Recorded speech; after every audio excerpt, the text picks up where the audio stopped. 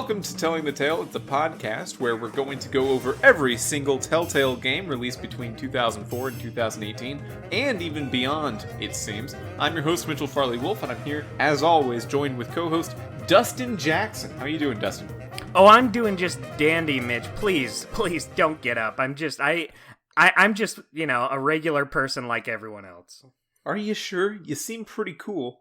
Well, we'll see how that plays out. Well, The Wolf Among Us, Episode 4, In Sheep's Clothing, just came out 8 years ago. And we're handling it. We're on our way to handling it. It was originally released on May 27th, 2014, directed by Kent Muddle, designed by Casillas, and written by Martin and Casillas. And, Kent Muddle is a good name. Yeah, Kent Muddle. Kent Muddle's a really good name. It's very, That sounds like a fake name of a character. I like it. Yeah, like when Harry's not at wizarding school, he might know a Kent Muddle. Hey, Kent, how's it going? I kind of got wizard stuff going on, but, we'll play, like, hockey later or something.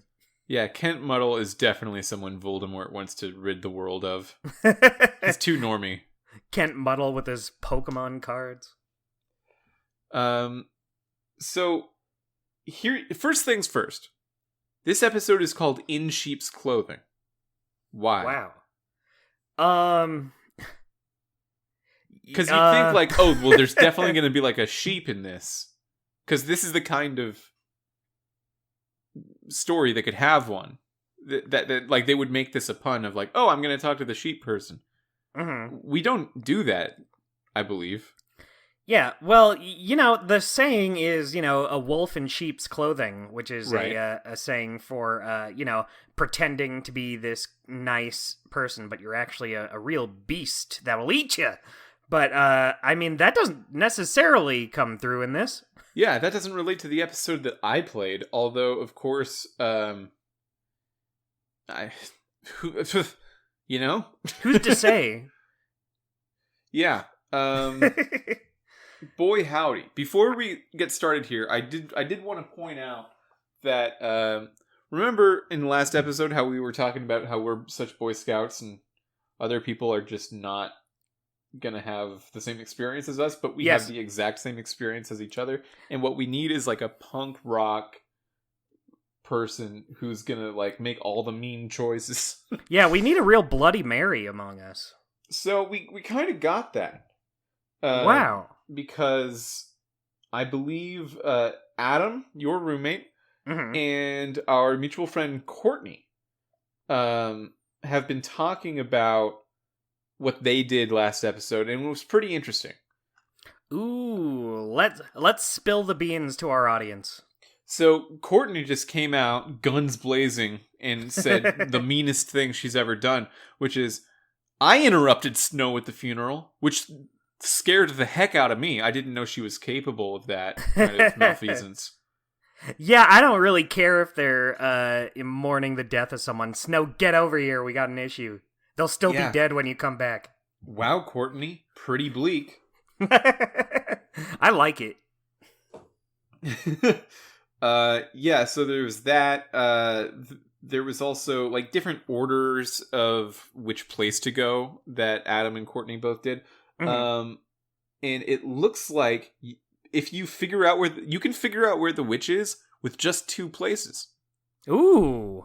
You don't need to go to the third. And like if you figure it out, then you won't go to the third place. Yeah, who needs the third place? Yeah, so we both figured it out by going to Holly's and then Crane's, but we didn't figure anything out at Crane's. Yeah, everything was already burnt up. And then we went to the Tweedle's office. If we just went Holly and Tweedle's, we would have figured it out and just gone. Huh. Interesting. Yeah, but both of them said, no matter how many it takes, you're still late.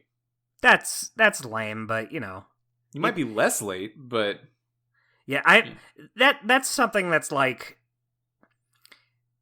It would have been cool if you could just not be late, but I don't think it, like, hurts the story. I feel like if you had gotten there, it wouldn't have mattered what time you got there. You still would have gotten the same results with this witch. In fact, I think that we got better results because we got to see that thing about how Buffkin told us Bluebeard burned all the stuff. Mm-hmm. And they didn't get to see that. Yeah, so we got more than they did. Yeah, and we were the same amount of late and got more information. So even though we were less efficient, I guess we did it. We got better results. So yeah, I guess that's weird. What do you think happened in their playthroughs to still make them late to Anti-Greenleaf? Did they I bet they got food on the way. Yeah, they just stopped to get a sandwich. Yeah, I stopped for a Slurpee at the 7-Eleven, the fantasy 7-Eleven. Yeah, you know, I haven't had a Slurpee in a long time. Yeah, they had to go get an elderberry Slurpee. That's what Fables would drink instead of cherry. It's just like, well, we got to get this one. This is the fairy tale. This is for us. They stock this just for all the Fables they have in the community. We're not gonna have a Mundy flavor like grape. Yeah, I bet at the place they've got like 3 levers. It's cherry, grape, and like forbidden elderberry. And Bigby's like, well, this is my thing. This is obviously the right one. That would have been a good choice. That would have been under my choice cuts. I went to a place in downtown Los Angeles once that had a Slurpee machine that was like at sub-zero temperatures, cold enough to freeze like rum and vodka. Holy shit. And they made old fashions and they made rums and cokes and stuff like that into like ices, into Slurpees. And Whoa. that place was awesome. And I would go back there in a second. Are they gone? It's just I don't live. It wasn't close to where I was living. I was already. I was like going somewhere when I was there. I feel ya. Yeah, I also don't remember the name of the place, but I would love to go get that again. Isn't that just always the way? You remember a place that's like really good, but you can't remember the name of it, so it'll just have to remain a memory. I've been calling it Charles's in my head, but that is not correct. I know that's wrong. That would be a fun name for a place, though. You kind of have to put the work into saying it. It's not Charles, it's Charles's. Yeah, I don't even know what the apostrophe and the S situation is on this word, but it's convoluted and it's extra. So I want to talk about the colors in this video game, Dustin. Okay, I love the colors in this game. Yeah, starting in our discussion of actual episode 4, colors looking pretty sweet. Yeah. Every episode of this so far has been just amazing looking. I said it in the first episode, I think. Even though there's still plenty of Telltale games that come after this one that I haven't played yet, like, I've still seen how they look. I think this might be my favorite looking, at least, of Telltale's catalog. Yeah, I think, like, this style is mostly Walking Dead, Wolf Among Us, and Batman do this style. Probably one... Tales from the Borderlands a little bit, but that's not exactly. That's because Borderlands was sort of already doing it. Mm-hmm. Yeah. So they're doing it their way. Batman is probably the one that pseudo-objectively looks the best. But I think the colors in this one pop more than the ones in Batman do. That's exactly it. That's exactly why I would say, even if it's not the best they made, it's probably my favorite. Yeah. It's really good. It's really good. It just... every new scene, I love looking at it.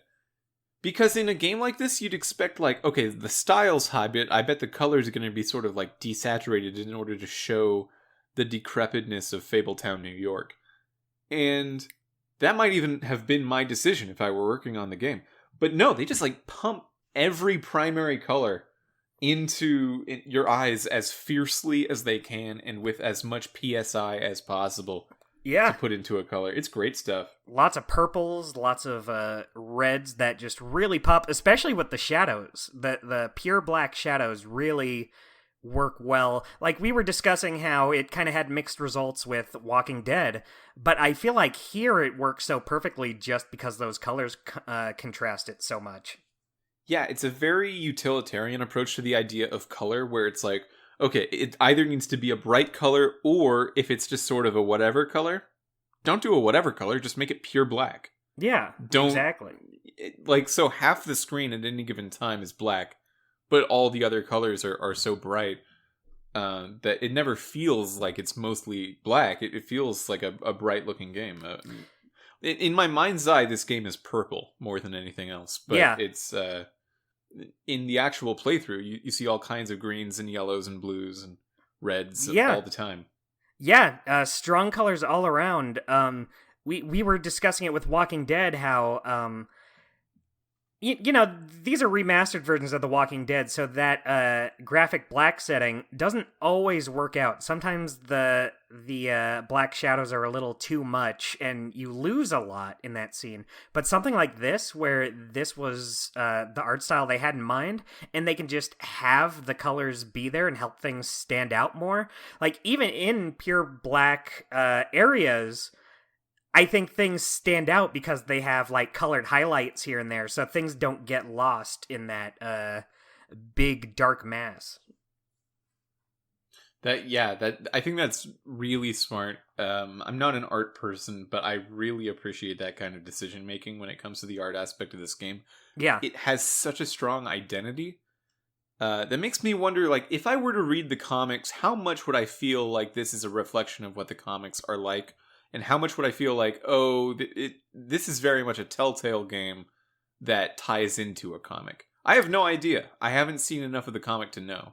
Yeah, I will say, I get the feeling it's more of the latter, because it does feel very Telltale to me, but it might just be because, you know, it's obviously, it plays like Walking Dead, it has a lot of the same actors in it. So to me, it feels more like a Telltale game than it does an adaptation of the comic, for example. But I don't know. It's possible that they just did a really good job. I mean, they did do a really good job. I don't want to sell them short, but you know what I mean. So, overall structure of this episode. You're nursed back to health by Dr. Swinehart, who seems to have some relationship with Colin, and being that his name is Swinehart, do you think this is one of the other brothers, the Pig brothers? That's what I thought, but I kind of feel like if he was, they would have addressed each other as stuff, because he calls him Doctor. Yeah, but I felt like it kind of came off like a strained relationship, kind of. Yeah, like, oh, you think you're better than me, Dr. Swinehart? I know you're Doctor. Chad. I know you're Roderick. Roderick the Pig from Off of the Story. You can't fool me. I could see that, definitely. I did have the same thought. I feel like at the end of the day, I thought I didn't think that so much, but it could be. I don't think it says in his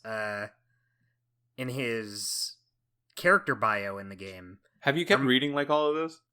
I've been reading a lot of them. This one I only read a couple of them. Okay.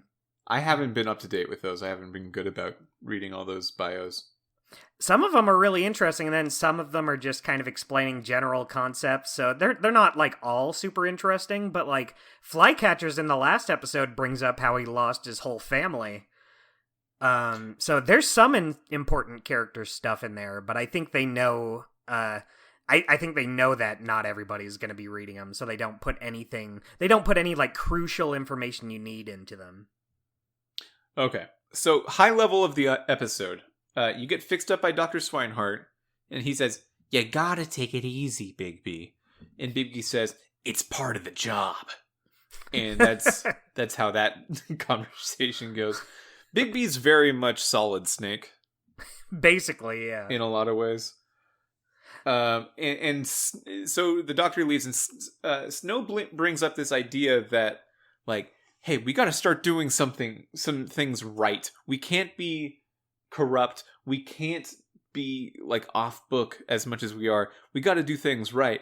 And at first you're like, yes, no, bring justice to the city. And then she's like, okay, so anyone who's not glamored needs to go to the farm now. And Colin, you're out of here. No, what the hell?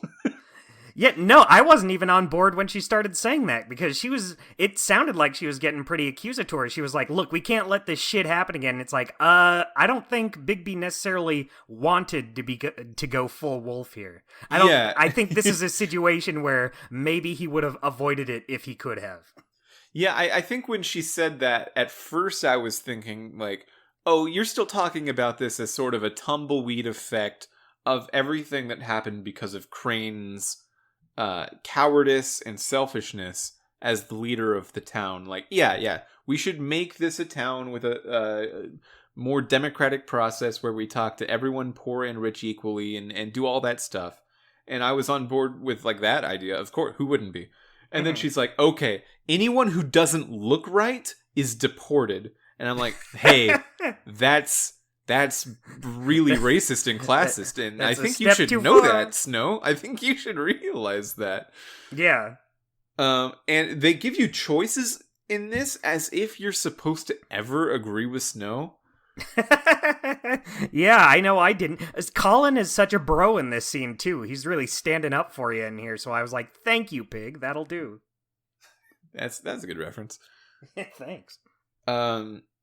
Yeah, it seems like such a departure for Snow. I think she's being really shitty. Pardon my French. No, I totally agree. And I kind of want to give her the benefit of the doubt just because, like, a lot of shit's been going down, like, that she's been personally involved with. And she's been thrown into this situation. I don't necessarily think she means to be a bad person. I think a lot of this, it's very stressful. She's thrown into this bad position she doesn't want to be in. I don't necessarily think this is her. Oh, I don't mean that literally. I just mean, like, she is in a position where her head is not in the right space here. Okay. I mean, that is her, though. Like, I think Yeah. she saw this counterfeit glamour be used to impersonate her in a way that she's right to feel is very deeply and darkly disturbing. Yeah. But now she's taken that out on everyone else in the town who either doesn't use or inappropriately uses glamour. That, like, you have to remember that glamour is so expensive. Mm-hmm. And we've seen Beauty and Beast's apartment in the Woodlands. We found out that Big B's trashed, tiny, disgusting apartment really is an exception to the rule here in the Woodlands. I was thinking the Woodlands suck, but, like, it's good for fables. Mm-hmm. No, the Woodlands are great. Yeah, they're wonderful. I wish I lived there. Yeah, even Bigby's like, what the fuck? I guess still, I like, really New do York have the size. shittiest. They're not. It's not a big apartment. I think Beauty and Beast's apartment is, like, only 2 rooms or something, but it's still. Yeah. The decor is like gilded. Everything's shiny and gold and precious and very upkept and expensive looking. It would be cool to live in the Woodlands if you're not Big B Wolf. Yeah, if you were literally anyone else. This did make me feel like Bigby's the one out here doing all this heavy lifting and he gets this shitty apartment. That sucks. I don't like that. I think there's that, but it's also like, okay, Beauty and Beast's apartment is a lot better than yours, but it's not much bigger than yours. How much of your living situation sucking is literally just your fault? Yeah. Like, you don't clean up, so it's dirty. That's not the building's fault. It's a literal pigsty. Yeah. You only have beer in your fridge because you only bought beer. That's not, like, a problem with the apartment. It's just a life that you've chosen to make sad for yourself. Yeah, that is true. I agree with that. Buy some, like, buy a nice chair. Maybe put some, like, portraits on the wall. You could have that. Yeah, Bigby, like, get a ceiling light. Get a light on the ceiling. You don't even have that. You have, like, lamps on the ground. That's not gonna work.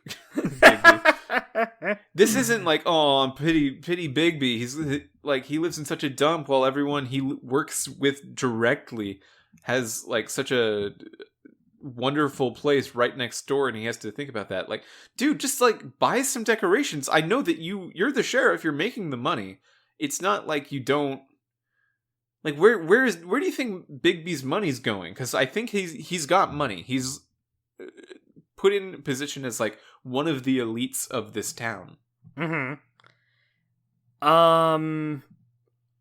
It hasn't been brought up before. I think we talked about it before, but do you think a lot of his money goes towards glamour?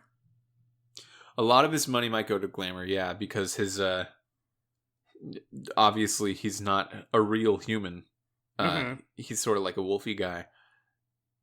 And also he buys a lot of those Huff and Puff cigarettes that no one else buys, so maybe they're rare.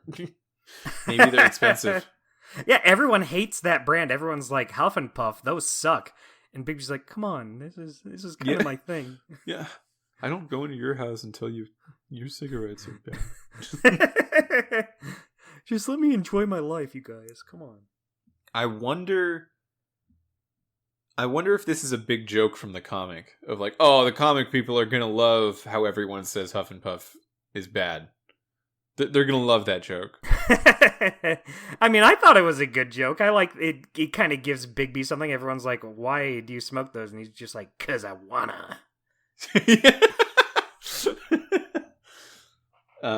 And the way they say it too is very specific. It's like, oh, that shitty brand. Like, okay, have we all practiced dunking on Bigby in order to say the exact same thing? They all got together. Bigby's like, wow, everyone's saying this the exact same way. That's a little suspicious. No one smokes that shitty brand. Like, okay, you don't even say kind or type. Everyone's saying brand. You practice this for sure, just to make me feel bad. They do it in a way where they want him to realize it, but you're upsetting everyone with your cigarettes. I mean, we all smoke, but yours are just bad. Yours are a bad dumb. Brand. Yeah, why don't you smoke a Camel like a real person, Bigby? He just likes the fun little. He just likes the fun little joke with the cigarettes, Huff and Puff. It's like I'm the big bad wolf. What else am I supposed to smoke? That's hilarious. Do you think he just thinks it's funny? Because that would be. He just thinks it's funny. That would be a good reason for it. Yeah, he's like, they're well, flavored. What else am I gonna smoke? Yeah, a lot of stuff to think about with those cigarettes. So after Snow starts being like surprise racist, you go over to the office. You see Bigby's office, which is a cool office. I think it's just a little room. It's almost a closet of an office, but it does its job. This is the first time we see it, right? This is the first time Bigby like actually talks to someone in his office. Yeah, I mean, for a guy like him, you don't need to be in your office to do your job most of the time. I think it's just a formality that he even has one. Yeah. But he had a witness come that wanted to talk to him, and it was Narissa. I remember her from the other mermaid. Episode. Yeah. Yeah, she had the boob. And she has this information that she wants to tell Bigby, but she can't. This has been a recurring theme with everyone from the strip club, where there's some curse put on her. She can't say anything about what is actually happening here. She has to say these lips are sealed whenever any kind of like precious information wants to come out of her mouth. It just turns into these lips are sealed. Mm-hmm. And you find out here that the source of this curse might be the ribbon around her neck. Right. So I wanted to circle back to what we talked about in the first episode discussing this game, in which I said, "Oh, I thought the ribbon was related to that story that you hadn't heard." Uh-huh. Of the girl who had the ribbon and around her neck, and she waited until she was old and then said, "Okay, you want to see what happens with this ribbon? Check this shit out." And if she takes off the ribbon, her head falls off. Turns out, might have been more related than I thought. Yeah, as soon as that happened, I was like, "Oh boy, I'm gonna hear it from Mitch today." Yeah, it turns out so that this ribbon is putting the curse on her that makes her unable to speak. So you're given the option to try to untie the Nerissa's ribbon. Do you try to do this? No, of course not. But she really flips out about it. It's like, "Geez, calm down. I was just gonna remove your ribbon and make your head fall off." No, I tried to remove it. I tried. I thought what she was doing is like kind of craning her neck after you try to ask her about something, and she goes, "Do you like my ribbon? Do you like it?" And like she almost looks like she would be winking if, in real life. Hey, my ribbon. You know, I can't answer your questions, but do you like my ribbon? So I thought that was a hint of like, oh, the ribbon's making you not be able to talk. I'm gonna take it off. And then if you try to do that, she's not happy about that at all. Yeah. Gosh, I can't imagine why. Yeah, and she can't say why is the thing. So I'm pretty sure like all of these people, if you just untie their ribbons, their heads will fall off. Right. So that's a bummer. Yeah, that sucks. I feel for him. Shit sucks, but I got to get to the bottom of this case. Yeah, it makes me wonder. So, like, Faith and Lily were decapitated, and they made a point of saying, like, "Oh, the cut's really weird on the neck. It didn't look smooth or rough. It's like weirdly cut." That's probably because it's magic. Yeah.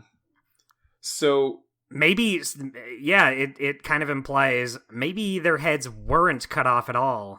Yeah, maybe that's just how this spell is. Yeah, like with Faith and Lily, I could imagine someone might have killed Faith at the very beginning just by saying like, "Oh, well, wait, what's this ribbon about?" Taking off the ribbon, not knowing what was going to happen, watches her head fall off, and just be like, "Oh my God, I need to get out of here." Oh, whoops! Holy moly, I didn't know that was going to happen. Yeah, I mean, it could have even been Toad Jr. Just, he was there when Lily's body fell in, but her head was... She didn't have her head on. She didn't have her head on, yeah. That would be a great... You know what? This episode does have people like, you're running around in circles, Sheriff. You're wasting your own time. What if it turned out there was just no killer?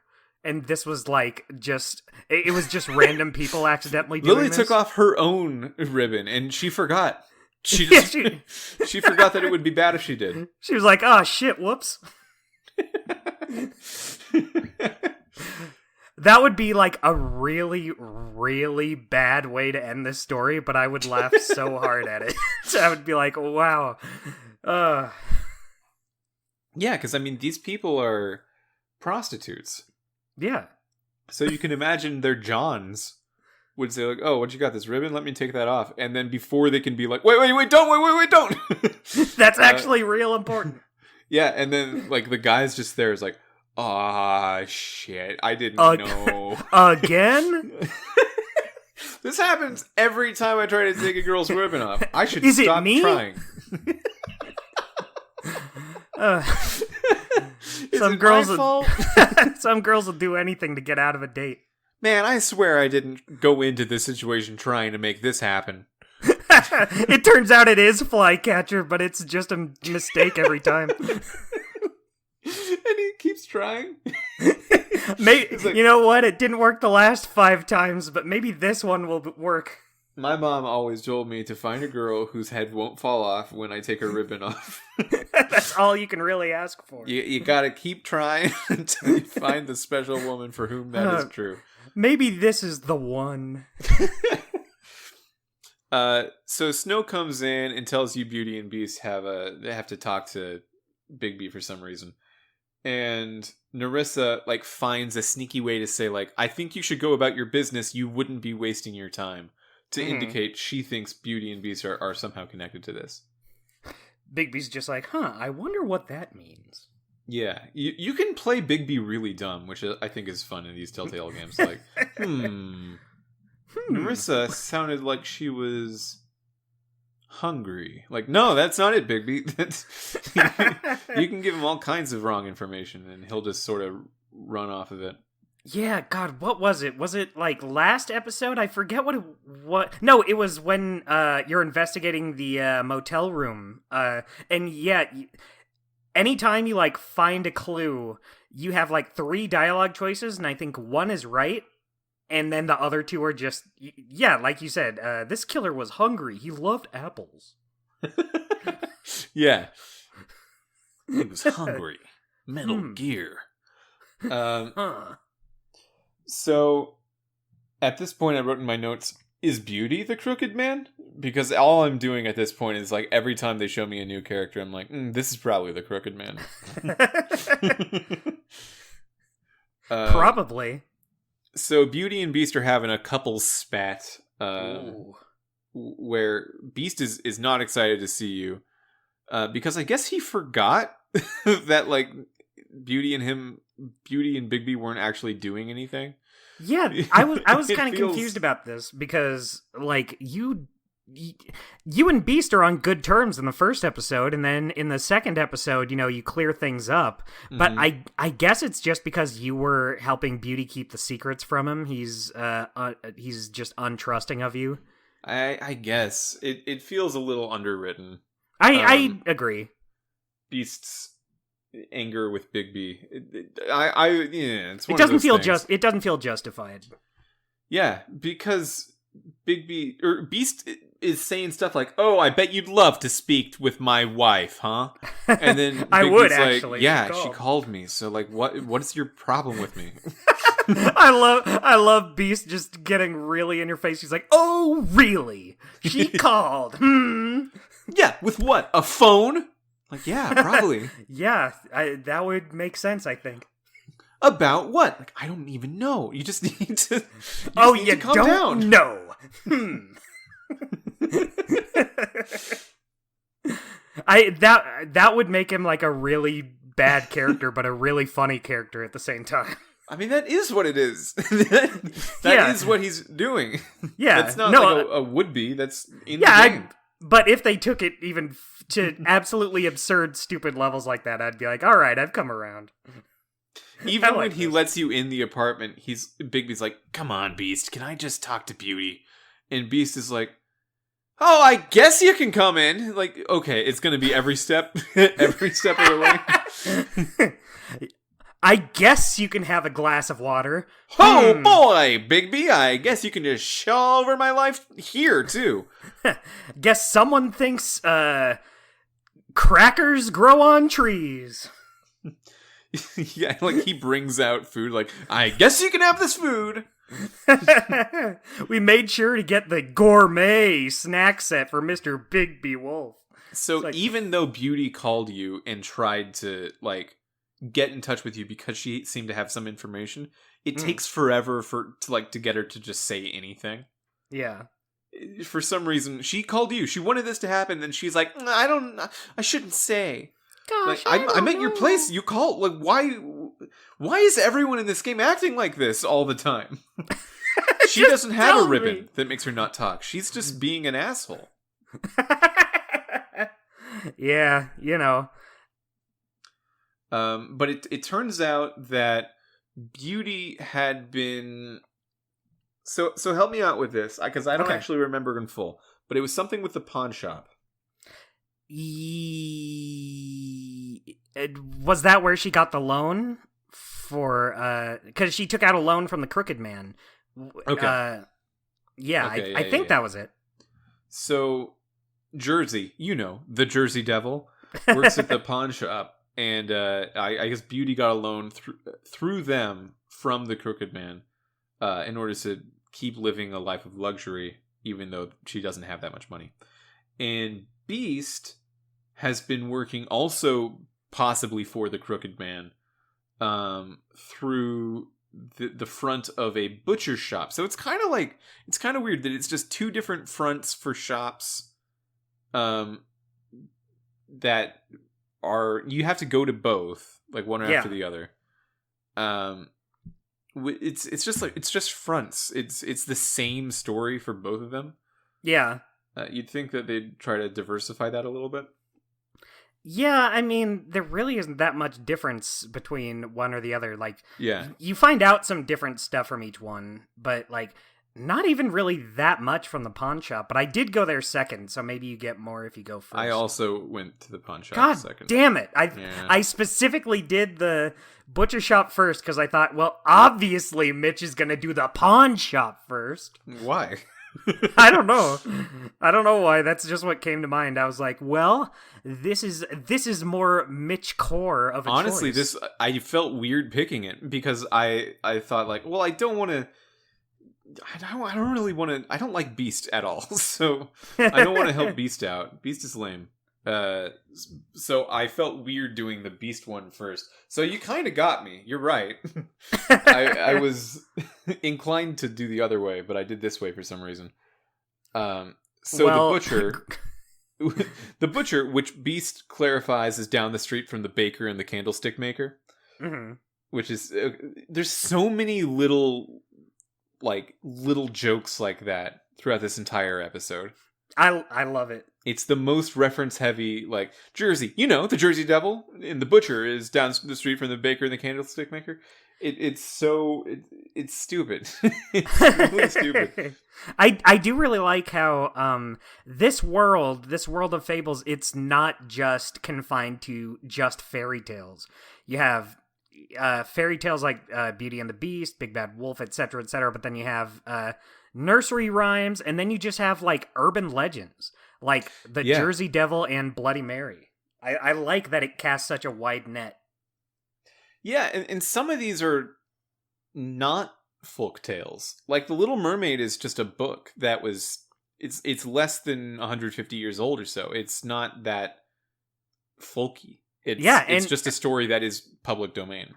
Yeah, and another one that's referenced later, A Christmas Carol. In what way? Is Christmas? Tiny oh, Tim. yeah. I forgot. Yeah. You're right.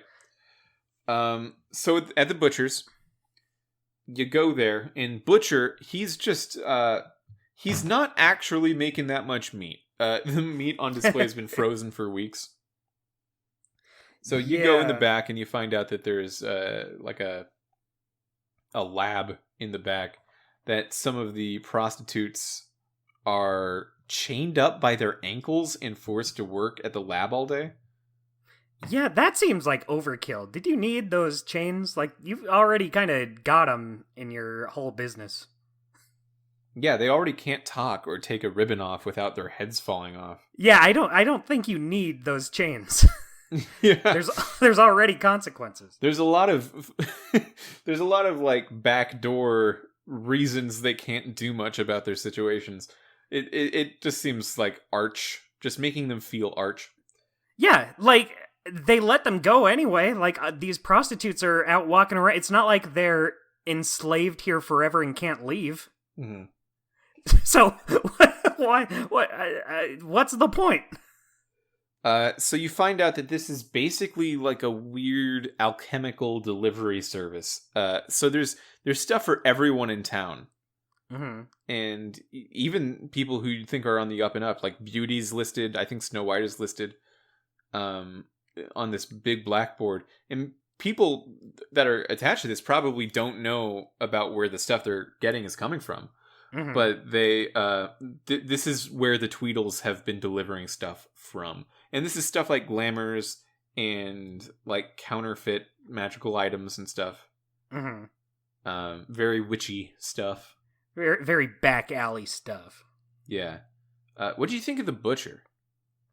I liked him. I like this butcher. You could tell he was like, I don't want any of it. This sucks what's happening to me. And I'm like, okay, yeah.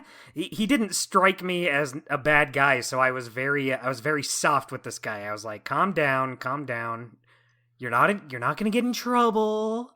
So there is a moment here. So like when you're going in the back, mm-hmm. On the way, the butcher presses a button that warns the people in the back to leave.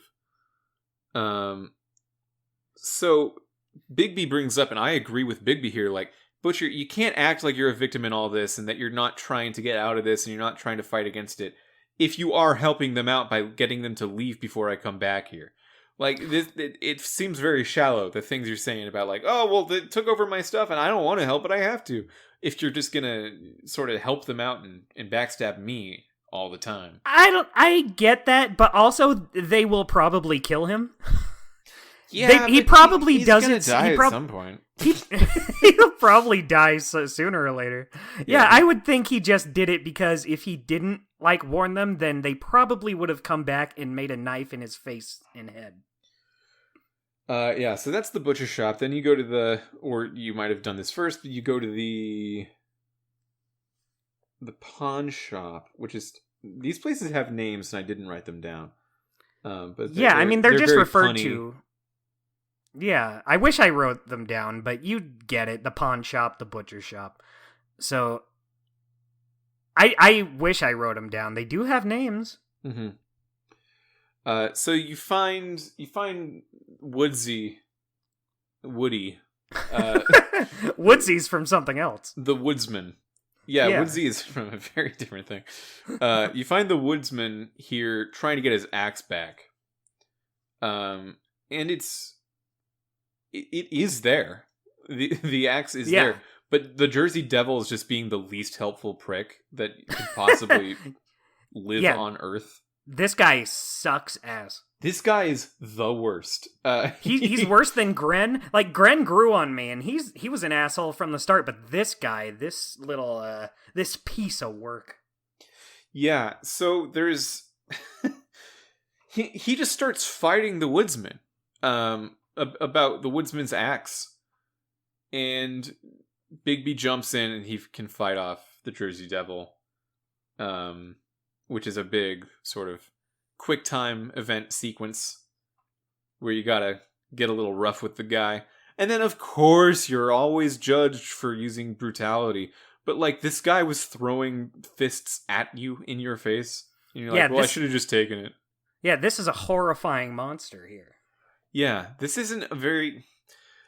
So, police brutality in real life is a very real, very omnipresent part of the American experience, and it sucks and it's bad. And this game wants to comment on it in some way.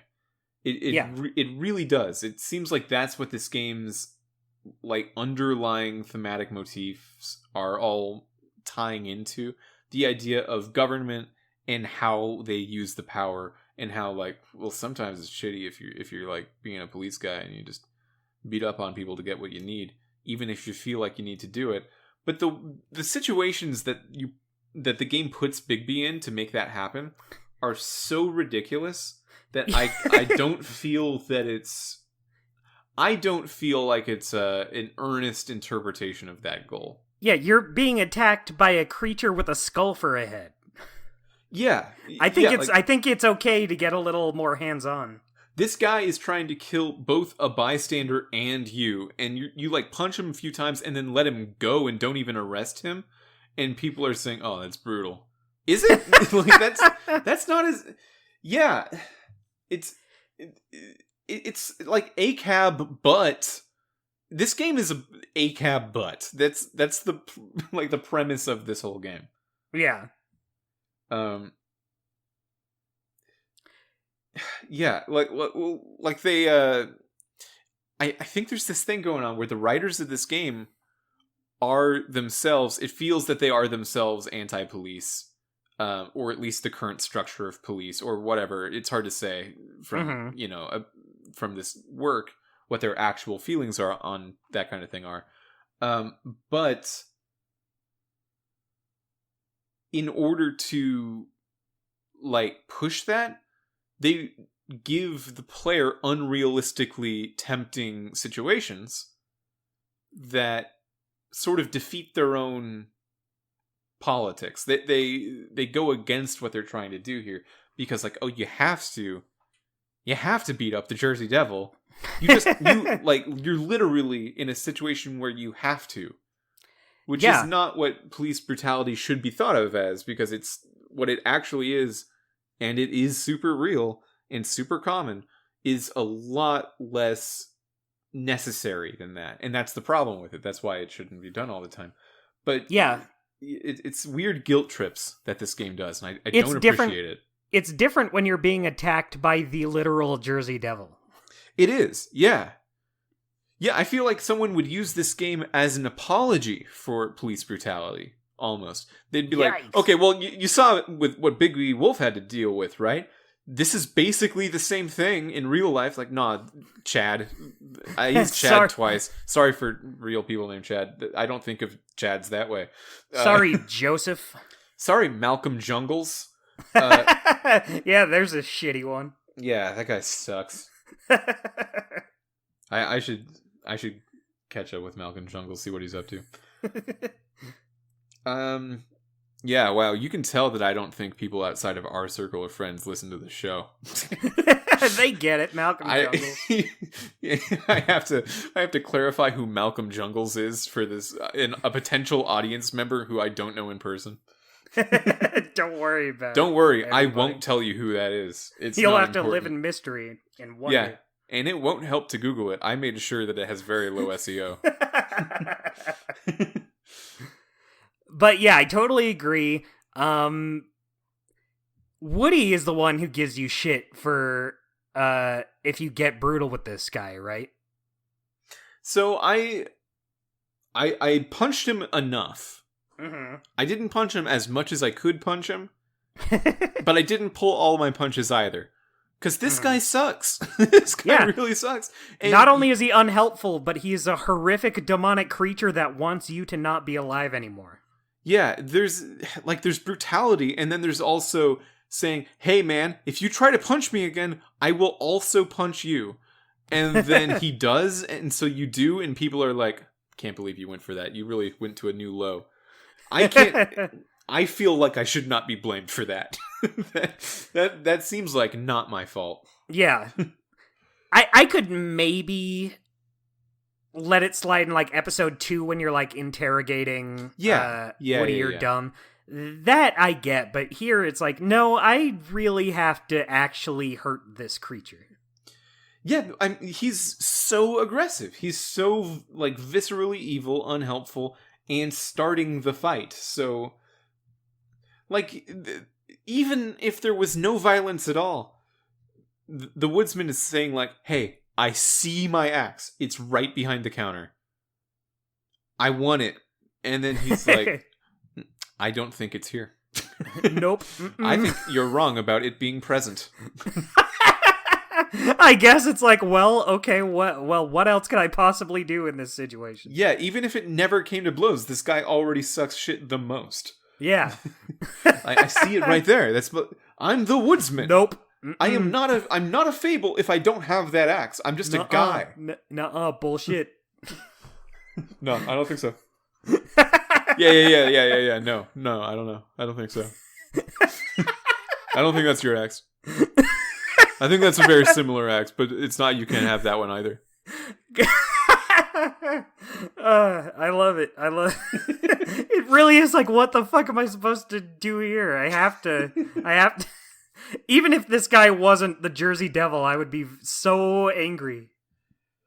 So the thing you get away from the pawn shop in this experience is that you find Crane's coat there. I guess he sold his coat after he like ran away and broke the mirror and stuff, which seems like a weird detour. I don't really understand that. But he had hundreds of dollars in cash in his pocket, and also the shard of the mirror. Did you take the money? I didn't take the money. I guess I should have. No, you didn't. I didn't either. I didn't take it, but I felt like I probably should have. Yeah, I felt like this guy shouldn't have it. I feel like this Jersey Devil should not be having this money. Well, here's a wrinkle on that decision. I don't even think Bigby should have money. He doesn't seem good with it. Yeah, he spends it on cigarettes and beer, and that's it. Yeah, then he wonders, why does my apartment suck? I'm spending $2,000 on candles, and I'm going broke. Someone help me with my budget. But we do find the Shroud of the Magic Mirror in his coat pocket. Yeah, so you get that shard, and you go back, and you have like a heart-to-heart with the woodsman outside. I like that. I like, even though this guy was really shitty, I kind of like these two kind of growing to have some sort of mutual respect for one another. Yeah. Even if the woodsman doesn't necessarily deserve it, I like that they're not just like at each other's throats.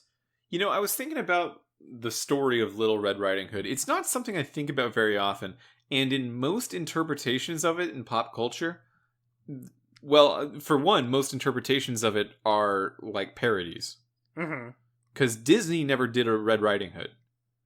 And I think if Disney did a Red Riding Hood, my perception of the story would be like, oh, I'll just remember the normal events. Mm-hmm. But most of the time, they don't even put the woodsman in it. Most of the time you hear that story, it's like, okay, there was a girl in the woods, and there was a wolf who found out that she was going to go to her grandma's house. Then the wolf ate the grandma, and then Red Riding Hood showed up, and then maybe the wolf also ate Red or something. Then it ends, you know. The grandma didn't sit well with the wolf. The wolf vomited her up, and then they just both left. Yeah, and then maybe there, like at that point, the parody kicks in. It's like, oh, and then something dumb happened. Yeah. So like, I don't think of the woodsman as a very prolific fairy tale creature. In fact, most of the time I think of that story before playing this game, I probably forgot there was a woodsman even involved. I feel like in enough adaptations, I remember the woodsman. Do you remember that movie Hoodwinked? I barely remember Hoodwinked. Yeah, that movie's not good. I like it. I think it's, well, I mean, when it came out, I liked it. I don't know if I'd like it now. I haven't seen it in years. But I thought it was a clever way to go about it, even if it looked super ugly. Like, you could tell it had a very low budget. Remind me what the concept, the plot concept was? The concept was, it's after the story and the cops are there, and they ask all the characters, they ask Red, they ask the grandma, the wolf, and the woodsman their side of the story. Like, what happened here? That is a good concept. Yeah. Maybe I remember that movie being not good, but maybe that was it fine. looks really not good, but I think the story is pretty fun. Yeah, it's kind of like the end of Monty Python and the Holy Grail, where the cops show up and they're like, you can't just be storming castles. That's not... Yeah. Okay, let's talk this out. So you get the shard, so you go back to the business office and you try to put the shard back in the mirror, but it's hard to do, so like Buff can take some time with it. At which point, Bluebeard shows up, and he's slimy as always. And Snow's there, and Snow tries to talk you into telling Mr. Toad that he has to be sent to the farm. Yeah, I'm not gonna do that. I love Mr. Toad. You know what, Snow? He's better as a toad. I don't even want to see this guy as human. You know what, Snow? Maybe you should be less racist. Yeah, you try being a toad. Yeah, this is clearly like a classist metaphor for people who can't afford healthcare being allowed to die because they can't afford healthcare. And you're trying to make me side with you? Don't you know about the healthcare thing because you're in the real world too? There's clearly a metaphor that you're not getting here, Snow. Yeah. You're doing your own metaphor and you don't get it. Maybe you should play a little game called The Wolf Among Us. Snow, I bet you're gonna have egg on your face when you see what you look like when you're acting so hateful. That was Humpty Dumpty. What was Humpty Dumpty? Oh, egg on it? Yeah. Egg on her face. I like Humpty Dumpty's probably my favorite fairy tale creature. I noticed. I like Humpty Dumpty. I like the story of Humpty Dumpty a lot. Because he fell down. Well, it's such every fairy tale has some sort of like moral in it, but if you think about it too hard, the moral's bad. That's pretty much every fairy tale. Uh-huh. The story of Humpty Dumpty is just, he sat on a wall, and boy, you know he shouldn't have been doing that. Like, why? Come on. You are an egg. Let him sit on a wall. Like, the parable is, you shouldn't sit on walls, because you could fall off. The moral is literally fuck around and find out. It's almost like Icarus flying too close to the sun. It's almost that. Mm-hmm. But the difference between Humpty Dumpty and Icarus is that Icarus is doing something he knew he should have taken to heart that he shouldn't do. It was something that he was warned about. He knew the risks. And hey, this is why they're called risks, because they can go wrong. The risks aren't just something with big rewards; they're also big punishments for failing. Humpty Dumpty's like, I should be fine. The other big difference is Humpty Dumpty is 4 lines long. That's true. That's another big difference. Yeah, I'm surprised we haven't seen him in this. You'd think he'd be a good one they'd try to work into a story like this. Maybe he's in the comics. Well, Humpty Dumpty's not even in Shrek. He was in Puss in Boots, right? Yeah. Well, you know what's funny? He's in. I think this is true. He's in the game that's based on the first movie. That has nothing to do with the first movie. Yeah. And that's a different take on Humpty Dumpty than the one in Puss in Boots later. I gotta say, Mitch, I hate the Humpty Dumpty in Puss in Boots. No, I don't like that one either. Yeah, I don't like it. It's stupid. I hate his faces. And if I saw that on the street, I would turn around and leave. Well, if you think about the rhyme Humpty Dumpty, what's wild about it is that it at no point does it say he's an egg. That's true. Where did the egg part come from? Yeah, nowhere in that story. He fell off the wall. Okay, wait. So Humpty Dumpty sat in a wall. Humpty Dumpty had a great fall. All the king's horses and all the king's men couldn't put Humpty together again. So he was the only indication that there's anything close to a shell is that he couldn't go together again. Yeah, but that's any kind of broken bone too. I'd think of putting you back together is any kind of medical procedure. Maybe it mentions that he's an egg on the back cover synopsis. Back cover of a fairy tale? It's yeah. That's longer than the nursery rhyme itself. Okay, I'm looking up the origins. Okay. So I guess if someone's gonna look at that fairy tale, it's ooh, maybe he's an egg guy, and that's why it's fun. That's why it's fun. That's why it's fun when he dies and breaks. Okay, so the origins of Humpty Dumpty. I'm on the Wikipedia page for Humpty Dumpty. The origins. And it's written different at the beginning. The earliest known version was published in Samuel Arnold's Juvenile Amusements, is the name of the book. Juvenile Amusements. Hitherto, children, we're going to read a juvenile amusement. Yay! In 1797, with the lyrics, Humpty Dumpty sat on a wall, Humpty Dumpty had a great fall, 80 men and 80 more could not make Humpty Dumpty where he was before. That sounds ominous. That's a more sinister take. I don't like it. William Carey Richards quoted the poem in 1843, commenting, "When we were 5 years old, the following parallel lines were propounded as a riddle. Humpty Dumpty, reader, is the Dutch or something else for an egg." No, it's not. It's not Dutch for egg. You would have heard that by now. Wow, you can just lie in the 1840s and no one's like, well, I'm going to Google check? that. Yeah. I'm going to do some research into that. You would just be like, oh yeah, that sounds right. Dutch for egg. Yeah. There's you just go to some backwater American town in the middle of the country and you're like, okay, get this, everyone. Humpty Dumpty is Dutch for egg. And they're like, I knew it all along. I had a hunch. just lying to the populace. Man, it was easy to get away with lies back then. Yeah, so I'm not seeing yeah, because the in 1877 there was Walter Crane's Mother Goose's Nursery Rhymes, which was a music book with sheet music, and it had an illustration of Humpty Dumpty, and he's just a fat boy with a sort of fat face. He's not an egg. Chubby boy. I think he's got some eggs. He's holding some eggs. That's not the same as being a big egg.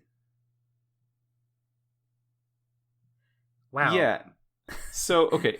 In the 17th century, the term Humpty Dumpty referred to a drink of brandy boiled with ale. The riddle probably exploited for misdirection the fact that Humpty Dumpty was also 18th century reduplicative slang for a short and clumsy person. The riddle may depend on the assumption that a clumsy person falling off of a wall may not be irreparably damaged, whereas an egg would be. So, okay, so it's a riddle. The whole thing is a riddle. Wow, what a... The riddle, the point that I guess the fact that it doesn't say it's an egg is the point. You're supposed to find out, like, how could they not be able to put him back together again if all he did was just, like, fall off a short wall? Well, what if he was an egg? Obviously, that's the answer. Wow, riddles have always been terrible. Man, this has been quite a little field trip we took on this episode of The Wolf Among Us. Yeah, Humpty Dumpty is not in this episode. Yeah, this had nothing to do with this. But I'm glad we finally got down to the bottom of it. Oh, it would be great if the Crooked Man was Humpty Dumpty and that's why his body's messed up. Oh, because he was put back together, so he's all crookedy? Yeah, or like he wasn't put back together, so his bones never fused together again. That would have been cool. So once the mirror's fixed, sorry, let's get back on track. Once the mirror's fixed, you can go look at Bloody Mary, and if you do, she'll like notice the mirror's looking at her and try to go through it, and then the magic mirror's like, no, I didn't, no, that. Never mind. I hate her. I She's like the that. worst. I like that a lot. I think that's a really clever little connection. Yeah, that is cool. But you find out that the Crooked Man's place of living has a door that's like a portal to it that's always shifting around New York City to be a different door. Mm-hmm. Which is a cool concept. Have we seen that before in something? Is that like from some sort of TV show or something? I feel like that's familiar, but I haven't quite seen it before. I'm sure it's a concept that's been done somewhere before. Seems kind of Doctor Who-y a little bit, but that's not Monsters, what Doctor Who Inc. does. Monsters Inc. Yeah, you're right. It's a Monsters Inc. situation. Yeah, you go through the door and Sully and Mike are right there. So you see it change to a door in Central Park, and Bigby goes there and goes through the door and is transported to this very lavish like mansion. It feels like you're in a castle in Fabletown. You're like back in the homelands. Mm-hmm. And you're greeted by Tiny Tim. The Tiny Tim. He doesn't like being called Tiny, though, which makes sense since he is an adult. Yeah, and he's sort of a gangly teenager now, so he's like taller than Bigby, even though he's a lot scrawnier. Yeah, so he's on crutches and stuff, and his job is to lead Bigby to the Crooked Man, and Bigby seems to feel bad that Tiny Tim is working for the Crooked Man. Mm-hmm. He got wrapped up in all this. So the whole time, Tiny Tim's like, "Wait, slow down! I have to walk you." Come on, man! It's my job. It's the one thing I do. Yeah, I slowed down for him. I was like, "All right, this is I did one not. thing." I don't care about this guy. I did. I was like, I remember you from the story. I'll slow down for you. Well, the thing that's weird here is they make Bigby seem like, oh, we've got backstory with Tiny Tim. They should have put that earlier. Like, they should have foreshadowed that if they want me to care about Tiny Tim. I'm not gonna just start. I don't know this guy. He seems like he's in too deep with a criminal organization. I get that. I don't know. It worked for me. I thought just implying that they had that history. I liked it. I liked having Bigby like, oh, Tim, why are you working for this? A classic Tim, iconic Tim. Why are you working for this Crooked Man? We have history, bro. And like, I think it goes far enough to be like, maybe Bigby and Tim aren't like super close. Maybe they don't have that much history, but they at least like know each other. And they know each other enough for Bigby to have sympathy for this guy and want to get him out of there. I will say that this game has a sort of wonderful Smash Bros-esque quality where everyone is here. Yeah, like every time a new character's revealed, like, I know them from the thing! From the book, I know them! I know that from when Donald Duck was the Christmas Carol, when Scrooge was the Christmas Carol.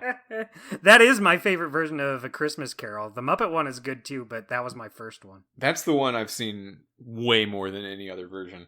I don't think I've ever fully seen the Muppet one, and I think I've seen the Jim Carrey one once. I'm not that big a fan of the Jim Carrey one. It's not like the worst, but yeah, the Muppet one's really good, but I think part of it is that one's also an hour and a half, while the Scrooge McDuck one is only a half hour. So it's easier to digest. The Jim Carrey one has occasionally some very cool animations, but mostly not. Yeah.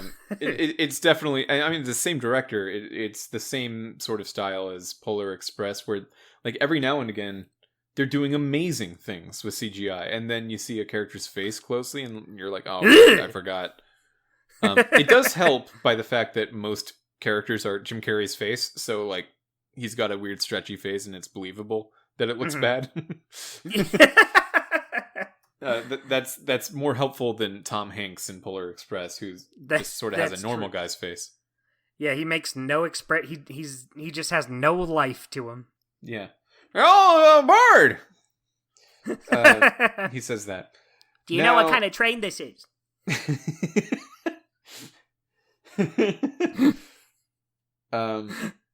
My least favorite thing about the Polar Express is the sheer refusal to explain to the kids, like, no, get on. You have a ticket, right? Like, just take a moment. Take a beat to explain to me what's going on. Yeah. You're an adult. Sympathize with someone who doesn't know what's happening. These are children you are talking to. They are dumb. Please explain.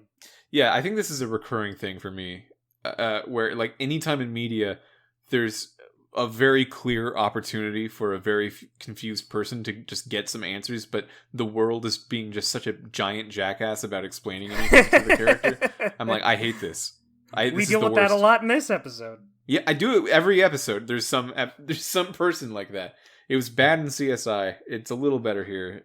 It's normally not that bad of an issue. The Walking Dead, I think, is great for avoiding those kinds of situations in a way that feels more authentic and organic. Mm-hmm. So you go into the Crooked Man's office. I pushed the doors open, not letting Tiny Tim do his job. Wow, you were just a huge dick to poor Tiny Tim. And you either can start a fight or agree to talk with the Crooked Man. What did you choose to do? Of course I talked. Yeah, I want to hear what this guy has to say. Yeah, I want to... So, Crooked Man, who was it? Some guy. It's just a different guy we haven't seen. Well, isn't the Crooked Man like an actual, like... Yeah, it's an English nursery rhyme. He is a guy. It's yeah. So they were. Maybe this is not how you were feeling. So I don't want to speak for you, but for me, I felt like they were leading up to the Crooked Man is the alias of someone else. Yeah, Flycatcher. The Crooked Man is someone. It's I know it's a fairy tale, but they were using thought it was an alias. An alias. Yeah. Did you never thought that? I feel like I might have at first, but then I remembered that it's like an actual fairy or nursery rhyme, so I just figured, oh well, he'll just be another guy. So there was a crooked man, and he walked a crooked mile. He found a crooked sixpence upon a crooked stile. He bought a crooked cat, which caught a crooked mouse, and they all lived together in a crooked little house. That's it. That's pretty good. That's a character right there. Yeah, so he's got like a bad cat and a bad house. And a bad mouse. He found a crooked sixpence upon a crooked stile. What's a stile? I don't know. S-T-I-L-E. An arrangement of steps that allows people, but not animals, to climb over a fence or wall. Oh, okay. What's going to ladder. stop the animals? Oh, it's a ladder you use in farm settings. Okay. Well, I'm glad he found that crooked sixpence. Yeah, so I guess he found a coin on a ladder, and then he went home he to bought his a cat. his stupid cat that is bad. His in his house cat that also stupid sucks. House. Oh, jeez. Yeah, so it's just like a guy. Yeah. I mean, the big reveal of, oh, now you're looking at the Crooked Man. I think it's the same kind of thing where it's maybe the inversion of the kind of thing that they had at the end of Walking Dead, where you see Station Wagon Guy and you're like, oh, it's been Station Wagon Guy the whole time. He's just some guy, but also he's involved in a way that makes this feel very purposeful, and the connection is it hits there. hard. The Crooked Man just being some guy really, to me, feels like, oh, you're just some guy. It takes the wind out of your sails a little bit. A little bit. But I mean, we still have a whole other episode to go to find out more about the Crooked Man and his bad cat and house and coin. This guy at least has more time than the stranger in season 1 of Walking Dead. Not that I'm saying that, would make him better, but I do think there will be more to the Crooked Man in this last episode than there is right now. Especially because Walking Dead is not really formulated like a mystery story. There's a mystery to it in that aspect of it, but it's just a humanist journey story. Yeah. Whereas The Wolf Among Us is a mystery story. It's a detective story. You're trying to solve a mystery. So the mystery is like, oh, who was it? A guy you haven't seen and couldn't have guessed. Like, oh, all right. That makes sense. I didn't think I saw the guy yet, so it makes sense that it's just some other guy. Yeah, it's not like this is something that could just not ever happen this way. I don't think you focus so much on the idea of glamours without glamours being involved with the crooked guy. I bet he's either glamored to look like this guy right now and looks different, or was previously glamored to be someone else, and you're like, oh, I was talking to the crooked guy that time, I didn't even know. You can just say Flycatcher. We know what you're thinking. I'm okay. I'm probably wrong about Flycatcher. Oh, probably, but that's been my favorite part of all these episodes so far. Yeah. That was only last episode, wasn't it? Yeah, episode 3. When I started suspecting the Flycatcher, and then episode 4, I stopped suspecting the Flycatcher. I guess it wasn't him. I'm just flabbergasted, but I guess Flycatcher is innocent. So, I do think someone is going to be secretly bad, though. Yeah. Like, that's kind of what this game needs. It's kind of the flavor they're going for.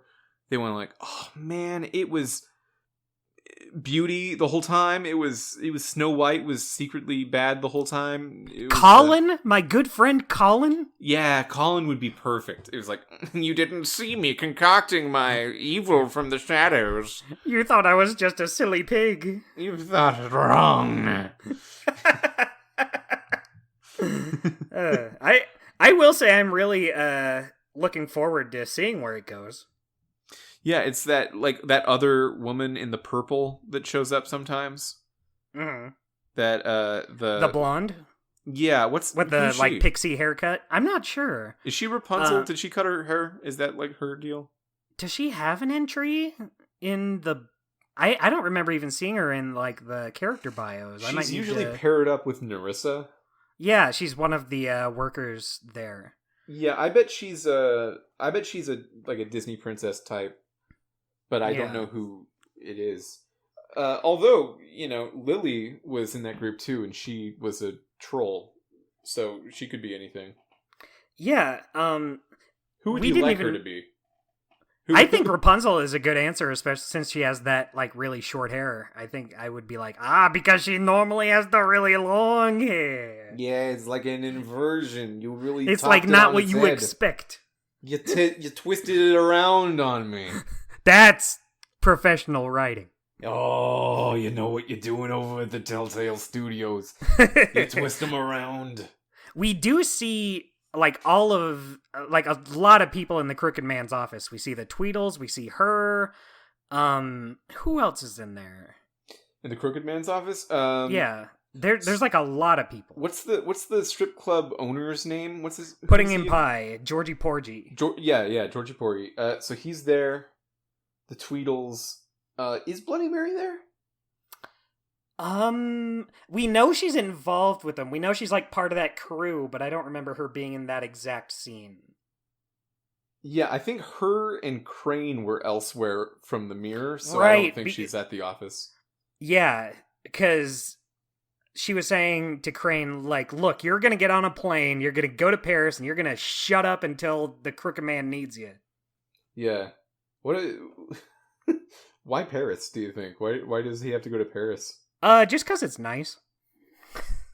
Just a nice place to go, I guess. Yeah, people don't speak English, so people probably won't know what his deal is as much. Yeah.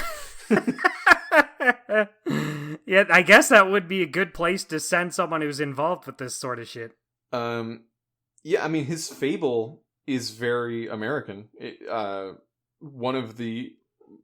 Probably one of the only decisively, other than the Jersey Devil, decisively American fables in the game.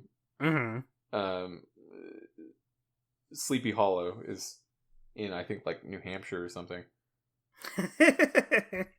Yeah. All right, so that's the game. We're left in the office. Wonder what we're going to talk about, and I wonder what it would have been like if we fought him. But it probably would have ended right there anyway, and it would have started the next episode. Yeah, I feel like it's better to just listen to this guy. Talk to him first, and then you can fight after.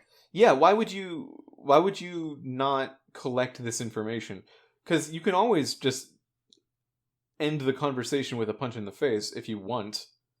Yeah, but then you'll not have probably necessary info that you needed. Yeah, you know what? Related to that, before we go into the segments, I have here in my notes something that's been bothering me more about this game than it ever did in Walking Dead. Which is that there's so many times where like the dialogue options will say it'll be like Bigby does do the thing or Bigby doesn't do the thing, and it's very binary. It doesn't have like extra information. But when I click it, instead of saying like no, I don't want to go, Bigby will say no. Why would I ever go to that dump? Like adding so much more than I ever would have put onto it. So you feel like you think it's going to be one thing, but then it goes like way too far? Yeah, it goes too far or in a different flavor than I expected, and I could see, I kind of felt like that. I don't necessarily think it bothers me, but I was thinking the same thing, and I do think that comes up in a few other later Telltale games. Like I had that same thought. Yeah, because that it's not only that Bigby's doing things I didn't think he would based on my choice, it's also that Bigby's doing things I didn't think he would based on my choice, and then other people are like judging him and I'm being punished for it. I remember a good example of this was in the kitchen when it's Colin, Snow, and Bigby. And Colin's like defending you, and you have the option to say, thank you, Colin. And that's all it says. The option says, thank you, Colin. So Bigby says, thank you, Colin. You do suck shit, Snow. And I'm like, whoa, Bigby, you didn't have to... Yeah, I did that I just wanted to say I was being polite, and you made it the least polite. Yeah, I think Bigby specifically says, like, at least someone here gets it. Yeah. Yeah, it's so much more pointed. And then Snow says some stuff, and it says like Snow will remember that. Like, she'll remember the ad lib that Bigby did against my writing. He went off script. Yeah, Bigby goes off script with something he's the bad explicitly cop. Told him not to do. And then I told him backstage. That doesn't feel good, Telltale. I hate that. I get that.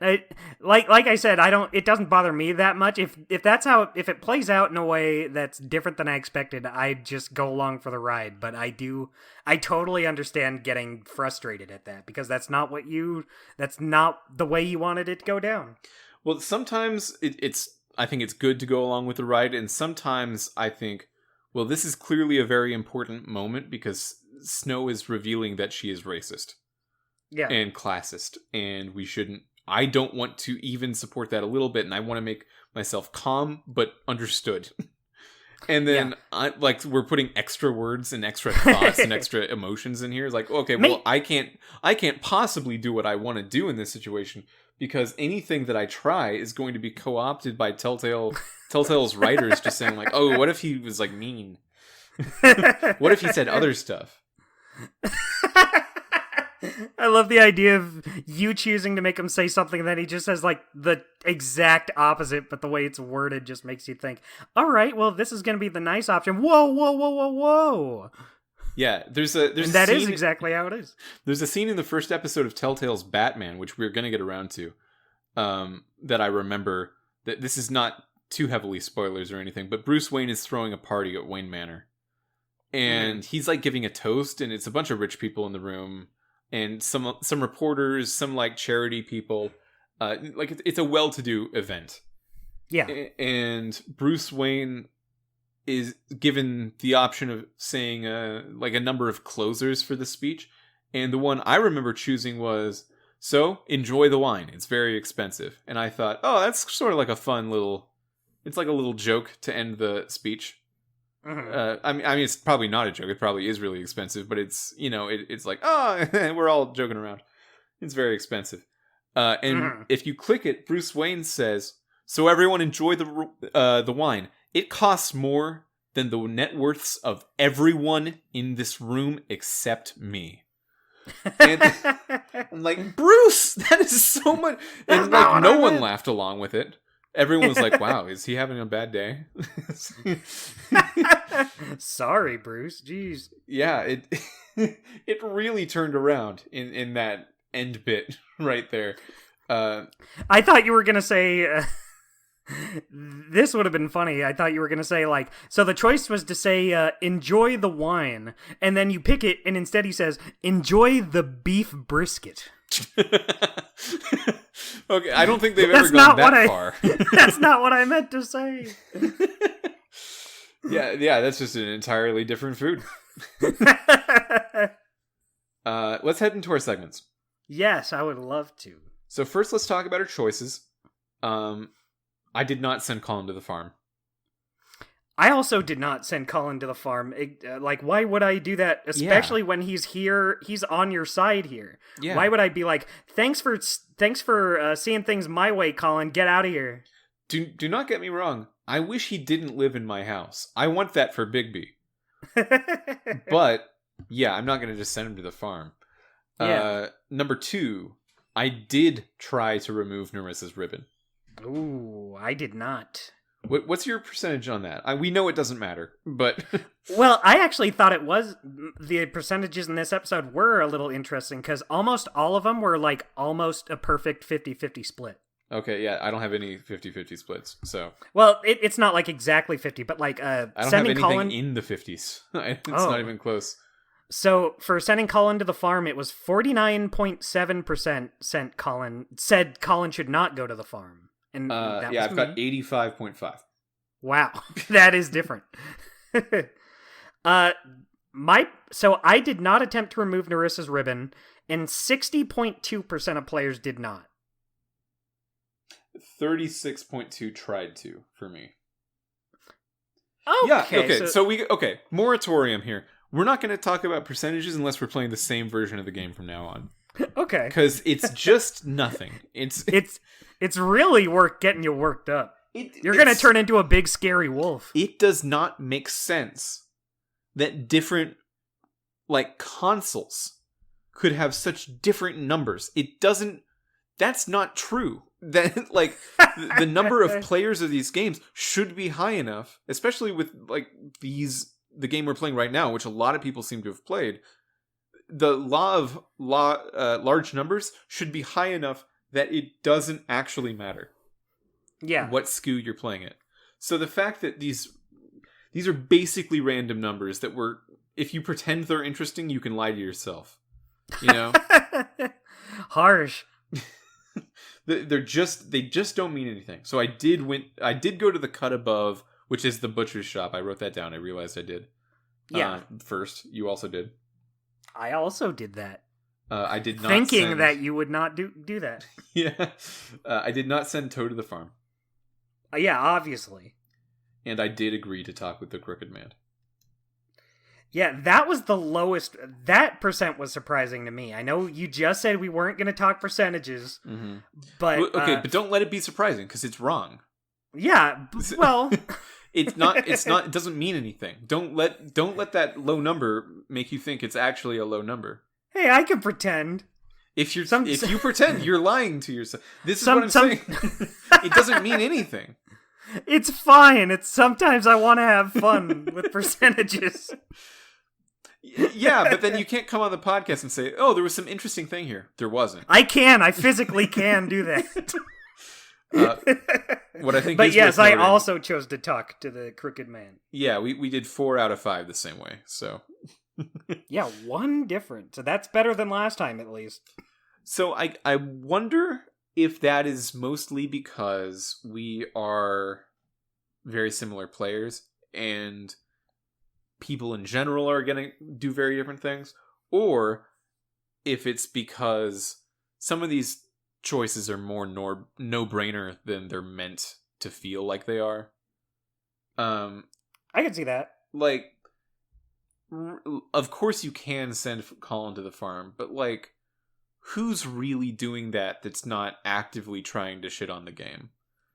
Yeah, exactly. Like, that's such a dick move. You would have to, like, want to do a dick move to pick it. Yeah, it's not just a dick move in fiction. It's kind of a dick move to the developers, almost. If you're making that kind of choice, I almost feel like you are purposefully, like, being antagonistic to the design of the game.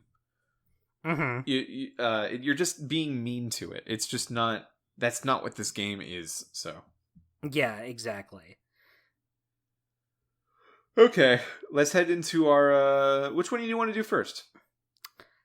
Golden Moment Choice Cut Weekly Guy. I'll let you pick, because... My weekly guy is Nerissa. I think she did a really Nerissa? good job in the scene where she's trying to give the information. I say good job as if she's an actor that pulled it off. I mean, she had good voice acting, but I think just the writing was really good. Yeah, I agree. My weekly guy was Colin. Yeah, this was a good Colin episode. Yeah, I just liked that he was on Bigby's side. I like that he knew what was right in this situation. I agreed with him 100%. Even before the stuff about Snow wanting to send him back to the farm, he was like, look, Bigby did his job. It's not like this guy wanted to turn into a big scary wolf here. And I was like, that's exactly what I was saying. Yeah. Snow's completely unreasonable in that moment. Like, he was shot 40 times with a shotgun at point blank range. And then he's like, I might start fighting back. And Snow's like, you shouldn't fight back. Yeah, she's like, from now on, we gotta do things by the book. You have to take those bullets. Yeah, you're just gonna have to just stand there and see what happens. Yeah, I know you won't die. It'll hurt. But you gotta take them. Yeah, that's one thing we kind of figure out in this episode. So Swinehart says, look, it's hard to kill us fables, but this came close. So yeah, it seems like this is kind of the threshold for something that's not quite cutting a head off that could kill one of these magical people. Well, silver bullets, right? Because he's a werewolf, and silver bullets have mythological importance in werewolf stories. Silver bullets are kind of like vampire stakes to the heart. Yeah. In which they're not a special vampire thing. It'll kill anything that would in just the kill heart anyone. Will die. Yeah. Silver bullets are very similar. If you shoot me in the face with a silver bullet, I'll die, and it's not because I'm a werewolf. It's because that's just how shooting people works. Yeah, that's just a normal shooting person event. Well, I wonder if it's more like, if you shoot a werewolf with anything other than this, they will not die. So it's less about the shooting them part. If your stake through the heart is anything other than wooden, maybe the vampire will just be cool with it. Yeah, he was like, you brought a golden stake to a vampire fight? Bad news, bro. Yeah, well, joke's on you. The wood's inside the gold. Stupid. Oh, shit, I didn't see that coming, and now I'm dead. Choice cut. Mine is all just, I'm kind of combining a lot of things here, but it's anything involving talking to people about going to the farm. Yeah, I agree. Even though it wasn't like hard choices at all, I was like, well, obviously I'm not going to do this. And I do like that it kind of reassures these characters, because you and Mr. Toad have Yeah. been on kind of shaky ground ever since episode 2. And so I just want to be like, look, Toad, I like you are an epic character. I'm not going to send you away. Yeah, like even the very first thing you do in episode 1 is have a conversation with Mr. Toad about his glamour.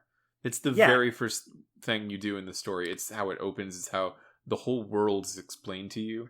Yeah, and even then I was like, look, Toad, you need your glamour, but I'm not gonna give you a hard time about it. I'm gonna let you know you should probably get it, but you're a fun little Toad man, and you're honestly better off. Yeah, and his answer is like, dude, I cannot afford to do it.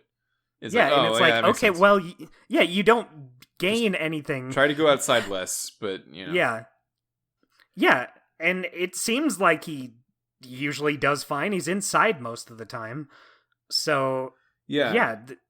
I liked assuring both him and Colin, look, I'm not sending you to that shitty farm because I especially prefer with you Colin, because Colin doesn't go outside. Yeah, he just hangs out in big pieces. He's not harming anyone. He's just living here. Where's the downside? Yeah, I bet Snow's got some thought of like, well, the farm's probably great for people that need that sort of treatment, and the farm is probably not great. It's separate but equal, right? All over again. It's some civil rights allegory that you don't want to play around with. One thought I had about the farm is that every time the farm is like brought up, they call it like a prison. The people at the farm see it as a prison. Yeah. But if it's a prison, security must not be very good, because they specifically mention Colin escapes the farm like all the time. They're I mean, maybe that's just like, on Colin for being very good at escaping farms. He's a pig. I don't look at Colin and think this guy would pull off the best escape. He's got those twinkle toes. He's going to sneak around. Yeah, I really wonder, like, I don't doubt it. I'm sure if you saw it, then yeah, you'd see it's a shitty place. Well, no, even then, they say, like, it's a pretty good place to be. You're just not allowed to leave. But Colin does it all the time. But they have to be lying. Like, it can't possibly actually be a good place. Well, no, I think the, like, character bios, like the information bios say it. I think, like, that's something that would just straight up tell you the truth. It's like, the farm... Like the bio of the farm? Yeah, they have like a little blurb about the farm in there, and they say like, yeah, it's actually, pretty comfortable living, but you don't have any freedom. You're like not allowed to leave and go other places. So I'm suspect. Yeah, I just wonder, it's like, how tight is security here? How bad is it? Because Colin, they make it a point to say he's escaped multiple times. And yeah, I don't buy that he's a sneaky pig. Yeah. Yeah, he's not athletic. He's not stealthy. He's not Solid Snake over there. It's hard for him to get off of the couch. Yeah, exactly. So I really do wonder. I really don't think this is the case, but it just makes me think Colin just leaves out the front door and they're like, all right, whatever. Yeah. See ya. You're a pig. You will be sent back here. My golden moment is starting to hate Snow. I thought that was done in a really good way. Maybe it's not even how I'm supposed to feel. Maybe I'm supposed to agree with her, but I super don't. No, I totally agree with you. Yeah. That's interesting, because when we were talking about it, it kind of struck me as you not liking it, but that was your golden moment. Well, you said it was done in a really well done way. I hate Snow, but I like that she's written in a very clever way to make you think like, oh, she's really a picture of morality, and then what you find out is like, no, she's just a picture of law, and she will go like against what's good for the common fable if she thinks that it is going to support a system that promotes the common fable, even though like she's clearly doing a bad thing. At least in my reading of this. It would be interesting to go online later and find out, like, oh, people don't feel that way about snow? Like, they were just down to make people go to the farm? Well, let me ask you this. Do you think because this side of Snow only started to really come out once she was put in charge. Do you think I think the very beginning of it was trying to burn down the tree in the last episode. Oh, that's true. That's true. Yeah, but it definitely, once she was put in charge, she was like, okay, well, now that I'm in charge, I'm going to try to do what I think is important, and that thing is racism. And like, oh, no, don't!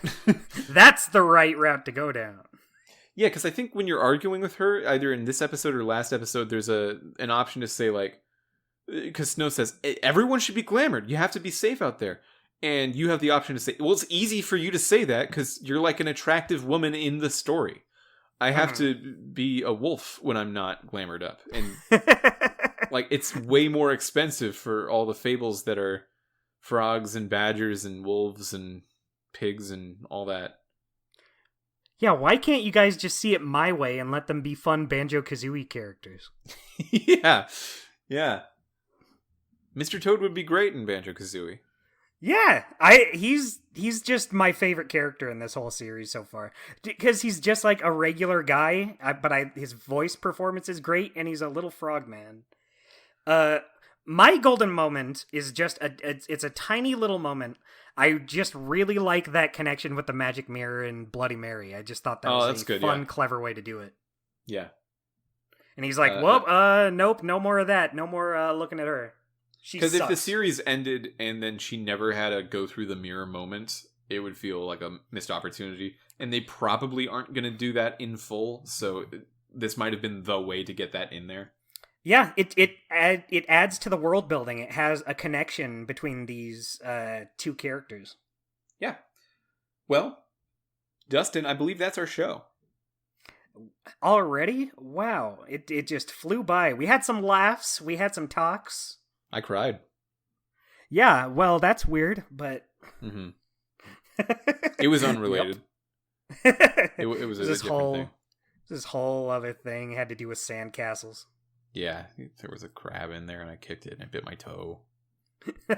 You wouldn't think that the crab would go for a bite instead of a snip, but it did, and it was just as painful. Yeah, I mean, I get it. Anyone would cry at that. Yeah. I'll cry again. Probably. Speaking of crying, coming up next is the last episode of The Wolf Among Us Season 1. Maybe we'll cry then. I don't know. What is it called? I don't know. It's episode 5. Yeah, so catch us then. And I believe after that, we're going to tackle Poker Night at the Inventory 1 and 2. I love me some Poker Night at the Inventory. I think the plan is currently to have that be one episode. So we're not going to talk about these separately. Yeah, I think they're so similar that you really wouldn't get that much if you split them up. It might be the long-awaited return of linguistic gymnastics. Ooh, that's true. That might be tough just because that game is like all dialogue. That's like 100% dialogue. Well, that's why it should come back. Well, yeah, but that's just going to be like a lot to go through. But I agree. But there's not much else in the game. So yeah, exactly. We'll have time for it.